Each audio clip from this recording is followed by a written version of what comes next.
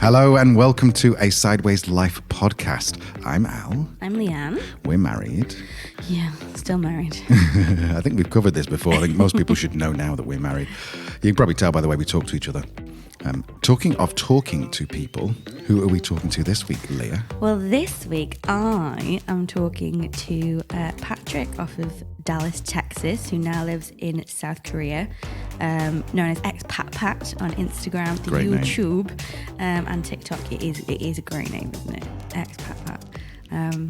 So we chatted a few weeks ago now about life and work and expatting. Is that the official Expattery, name for I think. Expattery. I think that's it. But yeah, it was really great. It's maybe a little bit more serious than some of the conversations we've had before. We talk very openly about the downside of being an expat in terms of building your friendship networks again, loneliness. We talk a lot about mental health and how that's perceived in other countries and how to manage that as an expat. It gets a bit serious. But I really liked it. I felt like it was a really good representation of exactly what we want to do on our podcast, is just show real, just the honest guide to it. It's not a dream. It's a reality, and the reality still has the bad stuff in it. And I think that's the reality, is that living and working abroad is great sometimes, but also you still have problems. I mean, you can sit in the rain in November looking out thinking, I've got no friends, and the sun isn't shining. Yeah. Especially if you're in lockdown. Oh, yeah, lockdown. Yeah, we've done two lockdowns, one in Lithuania. Sorry, Lithuania, but the lockdown was felt like about 2 years. And then one in Maribor, again, one of our favourite cities, but Kinel. That was about 2 years. Yeah, that was. So anyway.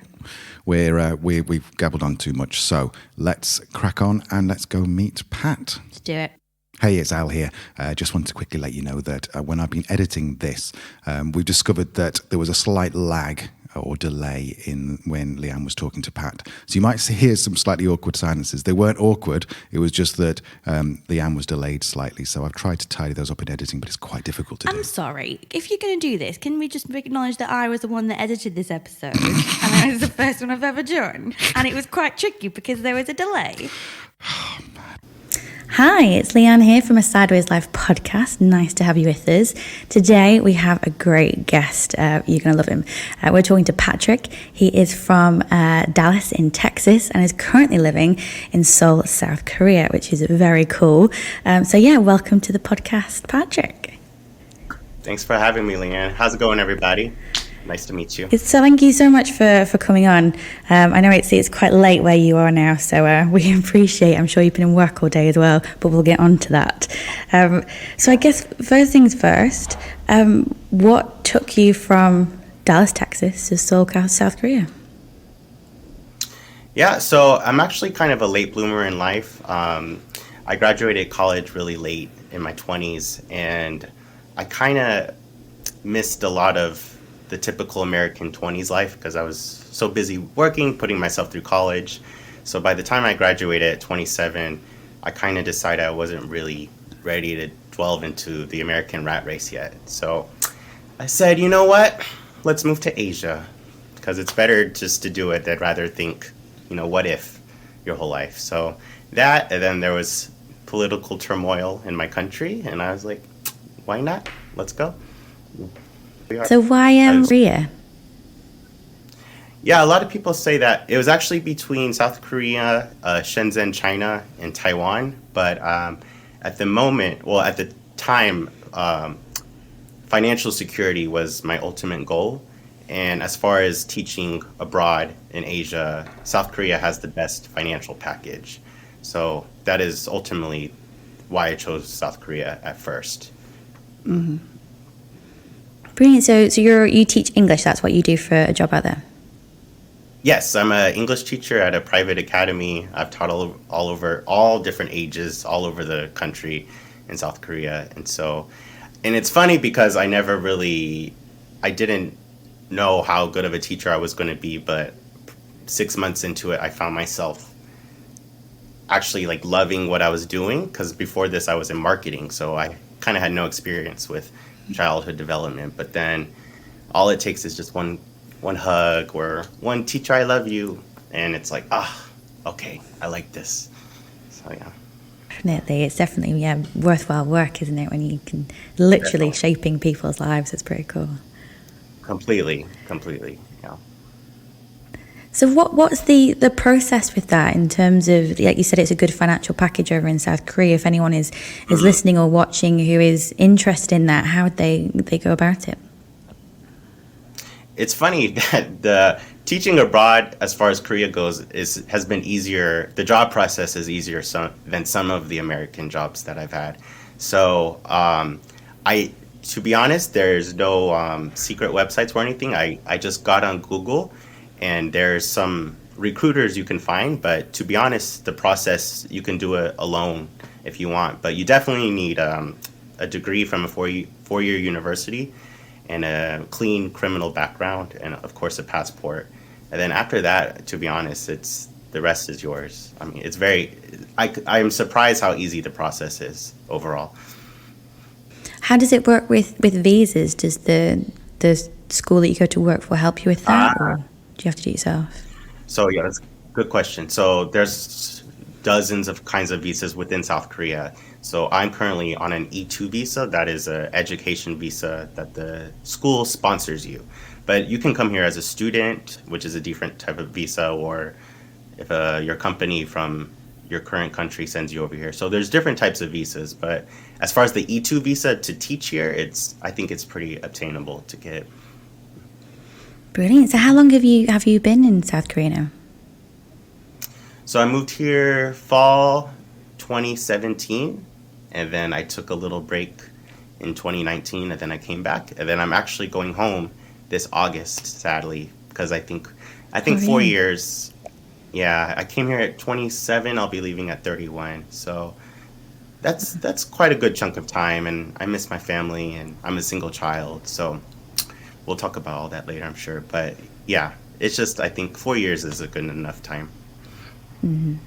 Yeah, it's a long time, especially those years. They're quite formative. That's actually when Al and I first started traveling as well. I was that age. I was 27 when we left the UK. Right? So Yeah. yeah, it's a formative time, I think, in Com- terms of your adult life. you completely grow. I mean, you think 21 to 25 is a big change, but 25 to 30 is, I think, an even bigger change, honestly. Yeah. Yeah, no, I think you're right. I think you're right.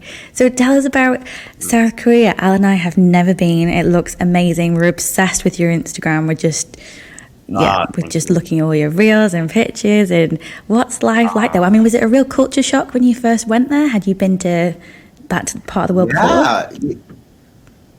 No, so I had traveled extensively prior to Korea, about 20 countries, but Asia, this was my first Asian country.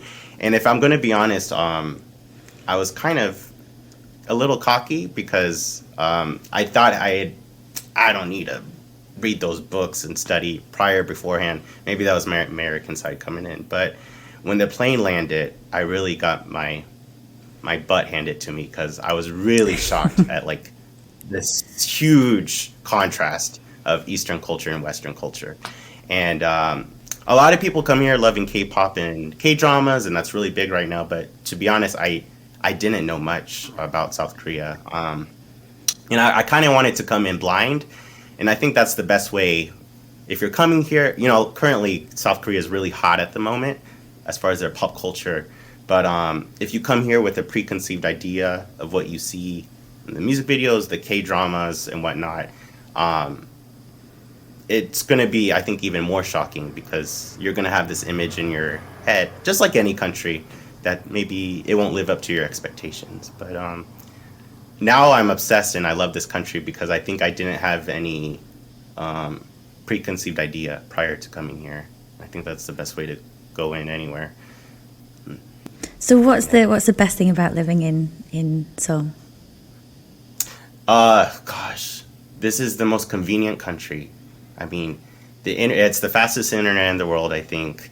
The healthcare is amazing. They have this thing called Bali Bali culture, which just means everything's so fast. The shipping, the internet speeds, the driving, the public transportation, the doctor's office. I can go into the doctor, I can walk in, and 5 minutes later, I could get my medicine and I'm about my business. Like in every aspect, it's so fast. So that's one of, I think, my number one greatest. There's no small chat. There's just, let's go, let's go, let's go. Bali, bali, bali. Yeah, I love it. I love that.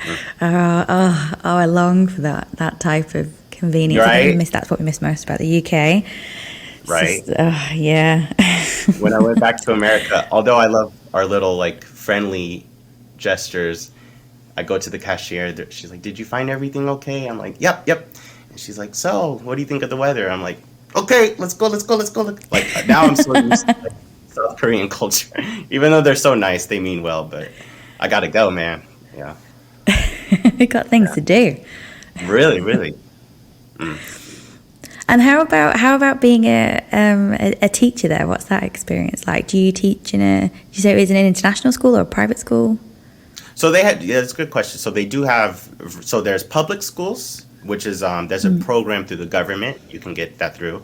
Then there's international schools, which those are usually reserved for people who mastered in like education, or they've been here and they know how to network. And then there's where I am. It's called a hagwon, which is a private academy, which is, for the most part, it's a 9 to 5 job with ages from 4 to 7. And so I'm currently teaching 6-year-olds. I think that's my niche spot. I've taught 7 and I taught 5. 5 is a little bit, they're a little too not fully developed yet, because I like to play with them and dance and have fun. But 6 is I think, a perfect age for me, because we're always dancing and I like to be able to talk to them. So 6 is good. Yeah. And I saw on your Instagram as well that there is a Teachers' Day. Is that a Korean thing? Is it? I think it's maybe some other countries have it. We certainly don't have it back in the States, but yeah, once a year. So there's a of course there's a Mother's Day, there's a Parents' Day, I'm sorry, where you celebrate both parents, and then there's a Grandparents' Day, and then I think a week after those holidays is Teachers' Day, and it's basically a Teacher Appreciation Day. So this year I was showered with gifts, which that was a first, because some schools are pretty strict on the rules of like what you can send and whatnot. But I'm sure you saw I got like 10 Starbucks gift cards, so I'm like good for the year. Yeah. Yeah, that caffeine fix is good to go. I'll take it. And what are the challenges of being an expat in South Korea, either work-wise or personally? Without getting too much into it, the Korean work culture is vastly different. Of course, as much as I love Bali culture, the fast-paced culture, that's definitely a part of the work culture, and not always, sometimes in the best way. And then, of course, the language barrier sometimes, and then just completely different mindsets between Western and Eastern culture as far as the way to approach tasks and goals sometimes. So sometimes there's a little just language barriers and cultural differences. I think that's the most difficult part for anybody to adjust coming here. Yeah. You able to give us an example, perhaps, of something that you found particularly challenging? So I'm very big on planning, and Korean work culture, they push it to the absolutely last minute, and I'm talking like 10 minutes before, and it happens, and you're like, but didn't we have 5 months to figure this out? And yeah, that's been I've shown up to schools. One day I showed up to a school. It was like 8:05. I was supposed to be there at 8 o'clock, and all these kids are like running to the school bus, and I'm like, what is happening? She's like, we have a field trip today, and I'm like, so nobody said anything? Okay, so just like last minute things like that. So in terms of living in South Korea, how do you spend your social time? Okay, so it's funny. Prior to Seoul, I was kind of in the countryside of the country, about 4 hours down the country. I decided to pick a little small town. I didn't want to pick Seoul at first because I'm from the middle of Texas, and my dream was to always live near the ocean. I've always wanted to just look at the ocean every day. So I picked a little small community down in the country, and I had the most peaceful life. I walked along the ocean every day. I went out like maybe once a month. I just drink coffee. I would go on picnics. Then when I came to Seoul, do you know what FOMO is? Fear of missing out? Yeah, that is something I never thought.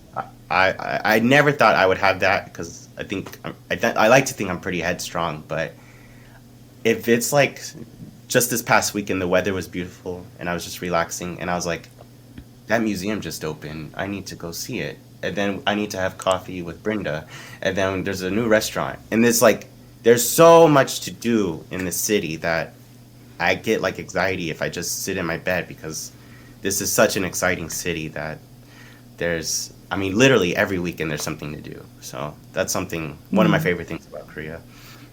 Going back to the US, how are you feeling about that? That's, I think, the $1 million question. Every day, that is my in the shower, I'm thinking about it on the way to work. I think my biggest question is, I'm not actually worried about which job or anything logistically. I think I'm worried about, am I going to be happy? Because I've built such an incredible life here in South Korea, abroad. And I'm sure once you live abroad, it's just, can you imagine going back like to your life previously? So that's the question I think about a lot.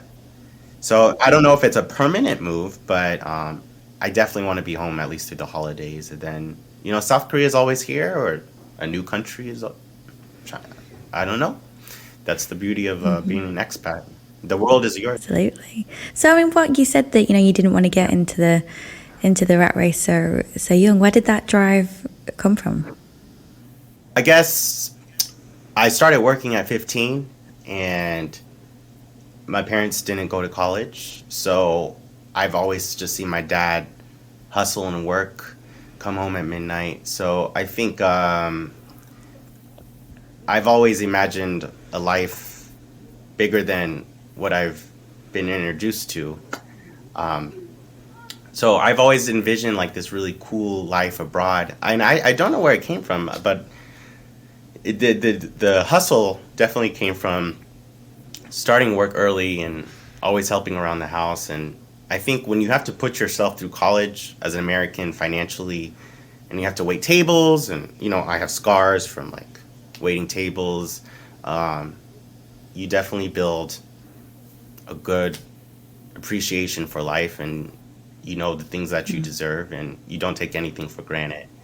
So that's why I think I'm so happy and blessed to live here, because I know what it's like to not be financially secure. So I'm very grateful for that. And what would you say to anybody out there who's listening and thinking, oh man, I want that life? If you're listening, I'm literally just a regular guy from Texas, and you can truly curate the life that you want. And I know it's hard. I know 6 years ago I was living on a couch, on unemployment, on food stamps, and I was a college dropout.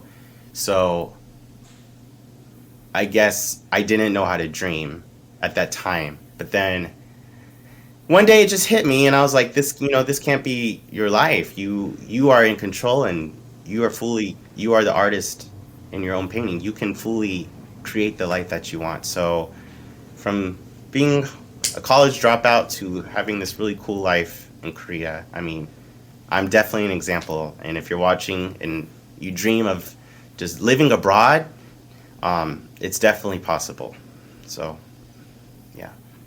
Fantastic. I love that about your Instagram as well, Patrick, is that you talk very openly about your life and your experiences. I saw that you did quite a few reels and stories around Mental Health Awareness Week, which is a cause close to my heart as a psychologist. Where does that come from? Is it just wanting to, like you say, to give other people hope or share your experiences? What's your kind of your vision with that?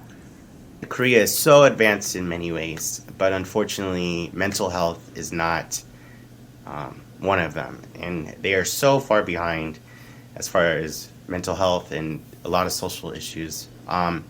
So when I came here and I saw the preconceived ideas of you're sick, they say you're sick if you're depressed, or you're sick if they think you need to go to hospital if you mention you have anxiety. And I was like, oh no, this is not going to work. So a lot of expats come here and they're conditioned to this kind of thinking if they go to the doctor or the pharmacist.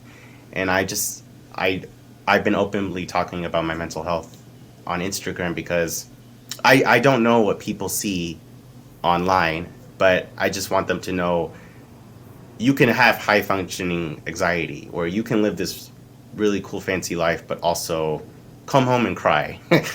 Or yeah, I look happy in my videos and I'm dancing, but I come home and maybe some weeks I'm depressed. So if that can help in any way, which it did for a lot of people, I got a lot of private messages, then my job is done.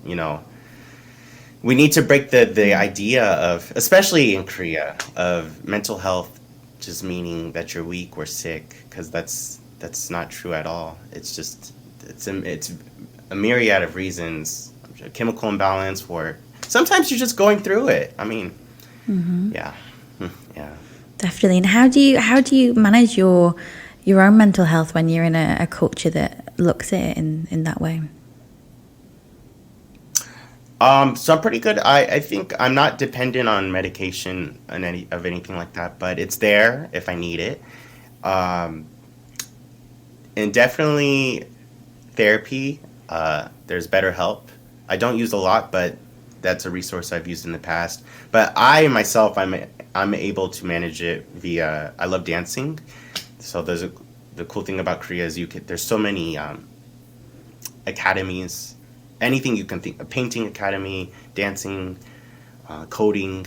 Anyways, so I go to a dance academy and I let it all there. And when I leave the dance studio, I'm just like I took a Xanax and I'm just like, oh my God, I needed that, And it's interesting, isn't it, how other cultures and countries respond to mental health. But I think it's great that you're providing that inspiration to people watching you, and practical as well. They said those coping mechanisms that work well for you. It's often just finding the right ones, isn't it? When I first got here, there was a really big suicide for a K-pop member. So that was my first introduction to the country. And even though I did not know this artist or the genre of music that well, I knew that it was a problem in the music industry here, or the entertainment industry. And so for me to arrive new to Korea and see this headline and to see the response to it, it really planted a seed of how behind mental health in Korea is. So I think that's why I've always tried to overcome it by being stronger than I would normally, because it's very easy without friends and family and mental health resources in person to go into that really dark, deep hole of and maybe not being able to come out of. Yeah, and I think you hit a really good point there, is that, which I'd love to talk to you about, is about a family and friends and having that social support network. That's something that we've probably found the most difficult aspect of our expat and traveling lives, is especially if you're moving on a lot, right. Or it can be hard to do that, which is why a side of life wants to talk about work, about travel, and about community. So how have you found your community? Yet again, when you live in Seoul versus the countryside, it's almost completely two different Koreas. So when I lived in the countryside, there's only 40 expats, and you become this family of some sort. Not everyone gets along, but you are family, and you still show up to those holiday dinners, and just like a family, there's going to be some drama, there's going to be some fighting in the corner, but there is love there. And initially I was able to find a community that way. But when you move to Seoul, I mean, I went from 100,000 people to 20 million people, and we're all spread out across the city. So it is extremely harder to find a community in a mega city of some sort. But actually, social media and Seoul, well, Korea expats are really good at making niche Facebook groups.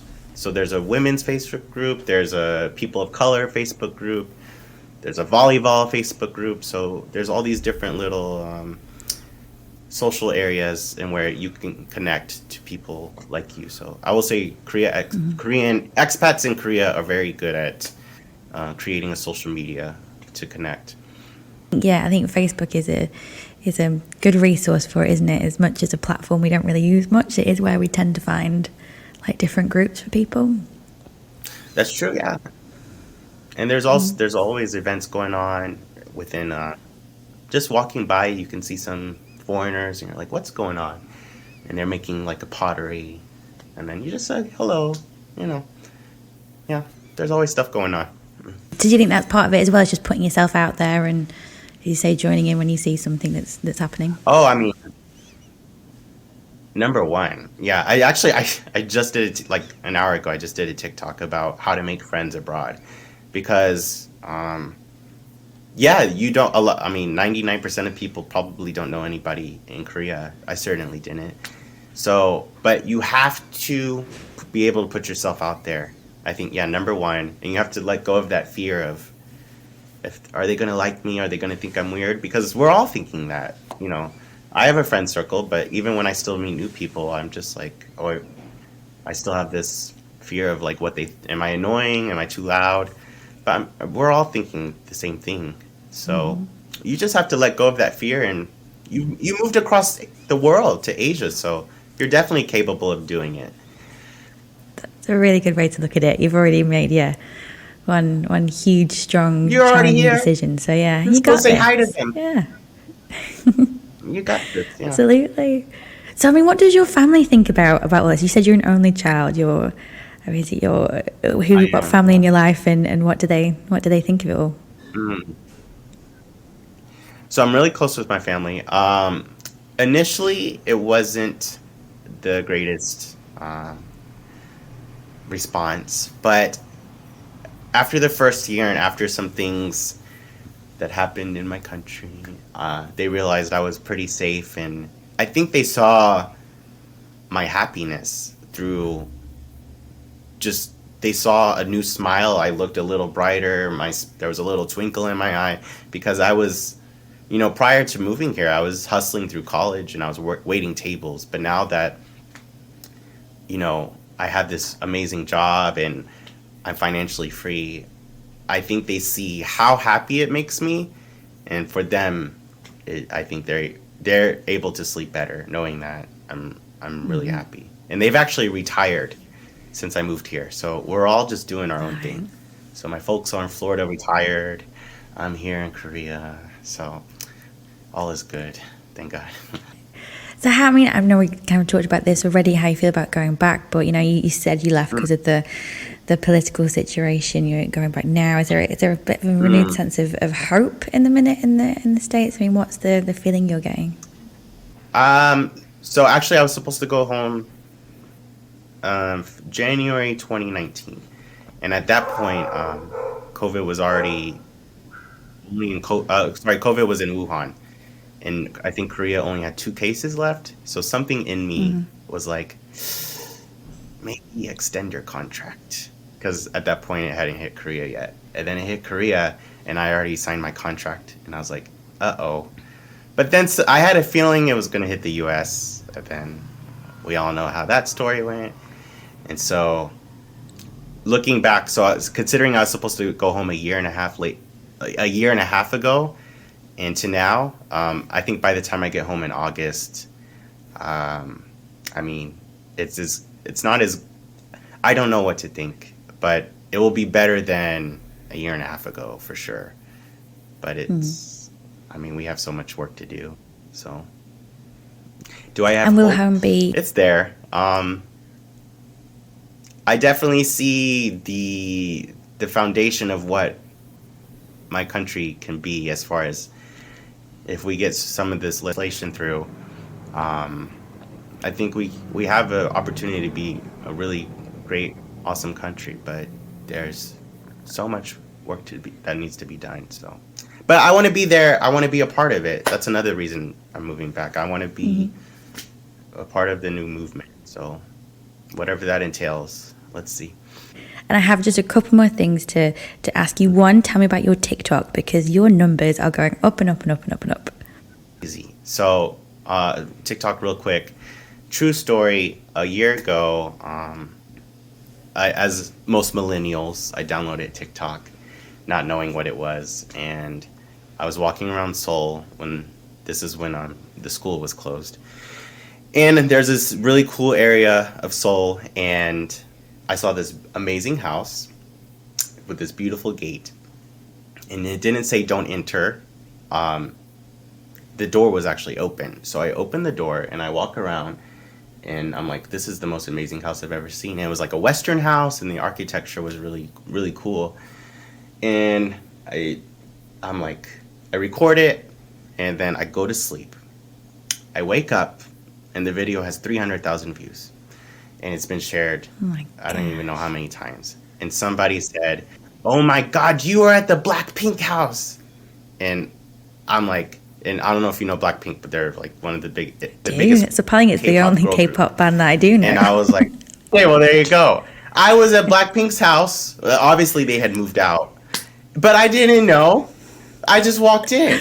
So, yeah, it was. So they had moved out like I think a year before that, but the property was still open for some reason. I don't know. So, yeah, within 1 week, I got like 25,000 followers on TikTok, which was insane. And then things calmed down. And then earlier this year, I decided to start giving foreigners the news about COVID because there's almost no information as far as foreigners living here. Because I saw there was a need for like foreigners, like what's happening, what's with the vaccines.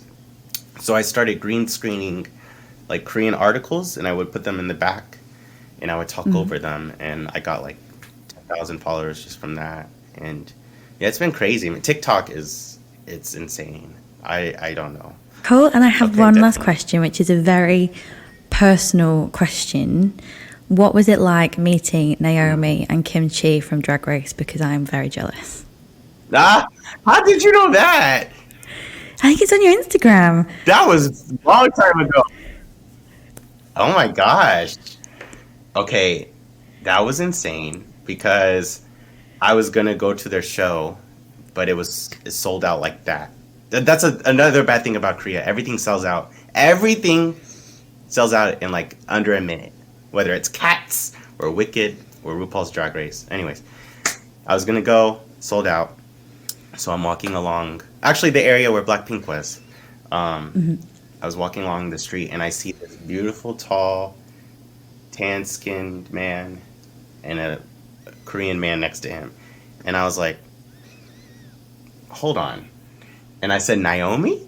And Naomi turns around like a glamazon. Kim Chi's next to him. And I was like, holy shit. And I was like, Naomi, I was going to go to your... And I didn't fangirl like I thought I was going to. I was really calm. I was surprised. I was shaking though. And I was like, I was going to go to your show, but it sold out. And she was like, oh, I'm so sorry. And then she said, I like your shoes. And I was like, oh my God. And then they went to like they went to like a raccoon cafe, I think. And I took a picture and man, that What's was a crazy. raccoon Yeah. cafe? That's a thing in Korea. There's like animal cafes, but I'm anti animal endanger. But there's like raccoon cafes and cat cafes, sheep cafes. You go there and there's area to pet like animals and stuff. It's a really, really big thing in Korea. I haven't been. Interesting. I get too emotional about animals. So yeah. So, sorry, I stopped your story. So you're at the Raccoon Cafe. Oh no, that's it. I was walking outside and I saw Naomi and Kim Chi in their male version, and I just said hello. And I was saying that I've met celebrities just by walking the street. They are Korean celebrities, but it's crazy. As big as the city is, you can just walk in the most random place. And just last week, I ran into a very, very, very famous Korean idol named Rain. Maybe your viewers know him. And that was a really big deal. But I didn't say hi or anything. But it's just crazy just walking along, and you could be next to BTS and you don't even know it. That's Korea, you know. Finally, wrap it up, Patrick. I mean, what does a future look like for you? What do you hope to achieve over the next 12 months or so? And the future is I have been inspired by my recent growth on social media to turn this into a business. So just like you, maybe starting a podcast, definitely getting a website up and running, taking YouTube more seriously. And I have some small business idea that I want to implement back in my own country. There's so many cute, kitschy Korean ideas that I think if they were to hit the United States, they would blow up. And I definitely want to be a part of that movement because Korean culture is really hot at the moment. So if I can somehow implement some of those ideas back home, that'd be awesome. And continue growth and continue to find self-love and stay positive and keep on growing mentally, physically, financially, and emotionally. Brilliant. And if our listeners and our viewers want to find you on social media, where will they find you? So they can find me on YouTube at The Expat Pat, TikTok The Expat Pat, and Instagram The Expat Pat, TheExpatPat. And those are my 3 main handles. Brilliant. Thank you so much for taking the time to chat with me today. Everyone go and follow Patrick on Instagram, TikTok, YouTube. It's amazing content. You'll love it. So thanks so much again, Patrick. It's great speaking to you. And hopefully maybe one day we'll meet somewhere up in the world. I would love that. Let's do it. I'll show you all around. Thank you so much for reaching out, and it really means a lot. Oh, you're welcome. It's been a real pleasure. A real pleasure. What a lovely guy. I had such a nice time speaking with him. Yeah, he really comes across as such a nice, genuine kind of person. Mm-hmm. That was wild, wasn't it? How just overnight he had 300,000 views, 25,000 followers. Just crazy. I mean, it's a pretty big thing he stumbled across, but still amazing. It's cool. I also really like the fact that he came from relatively humble beginnings. I mean, a lot of people think they have to be millionaires to go and live and work abroad or go and travel. And the fact is that you can have a millionaire lifestyle without being a millionaire. Yeah, but I think the point as well is that he grafted, He said he had a job since he was 15. He put himself through college.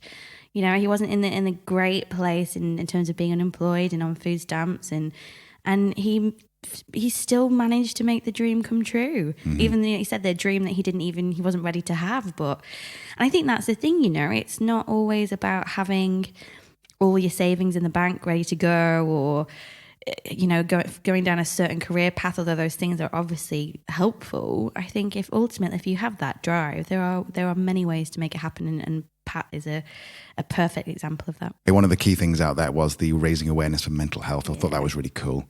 And how honest he was as well about it. And that's something that I'm sure that most travellers, longer term travellers, will come up against. Absolutely. Because it's just one of those things, isn't it? Mental health is something that we need to manage, whether we're expats or whether we're living in our home country. And that doesn't go away when you move abroad. It very much comes with you, and at certain times can come with you a bit stronger. So I think what I really liked about it, there's one that he's raising awareness, particularly in a country that isn't currently looking at mental health in a similar way that other Western countries are. And also that he's very honest about sharing his own coping mechanisms. And if that helps somebody else to find their coping mechanism, that's amazing. And I think what I really liked about that conversation was just the honesty around mental health. It's important. We don't want to discourage people from living and working abroad. Absolutely not. We want to inspire people to do it because we love this life. But it would be irresponsible of us to pretend that it's all rainbows and butterflies. Lovely. Talking of rainbows and butterflies, did you fangirl over something? Oh, the drag race thing. Yeah, I probably should have said in the intro, actually, like, if you're not into drag race, probably just ignore the last 5 minutes of the podcast. But yeah. Oh, I'm so jealous. I do. I miss things like that as well. Being abroad is being able to go to gigs and shows and stuff like that. It's, yeah. Oh, man, I'm so jealous. So if people want to find Expat Pat, where can they find them? I think he summed it up really well, didn't he? It's Expat Pat on YouTube, Expat Pat on TikTok, and Expat Pat on Instagram. Brilliant. So go and give him a follow and maybe just drop him a message and say, hey, we heard you on the Sideways Life podcast. Yeah, and that was cool. Yeah, that would be cool. Speaking of maybe getting in touch, Al, do you want to tell the lovely listeners about our exciting little new thing we've got going on now? Well, we've just set up a Facebook group. And it is for guests and listeners of this podcast. Now, I haven't seen this done before. But yes, so all of our guests are in there, or they're coming. We're just going through the process of getting back in touch with everybody now and invite them to the group. So hopefully by the time you find it, all the guests you will listen to so far will be in there, ready and waiting for any questions and connections and whatever else. But you can't just waltz into the group, Al, can you? No, you cannot. It's not for everyone. It's only for people like you who listen to the very end of this. People like you, Jeff. Yeah, hello, Jeff. And you, Linda. Hey, Linda. So if you're interested in meeting our guests, virtually, of course, then go head over to Facebook and type in A Sideways Life. You're looking for the group. You can also, if you're nerdy like me, you'll go to facebook.com/groups/A Sideways Life. And the password you're looking for is, Leanne?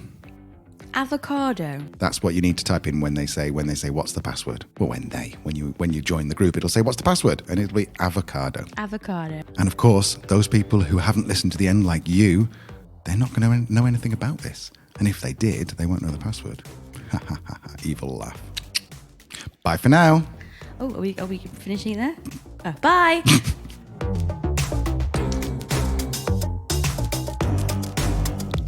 Did I end that too prematurely? No, I was just drifting off into a daydream, to be honest. We were babbling on, so I didn't realise we got to that point. Yeah. Cup of tea.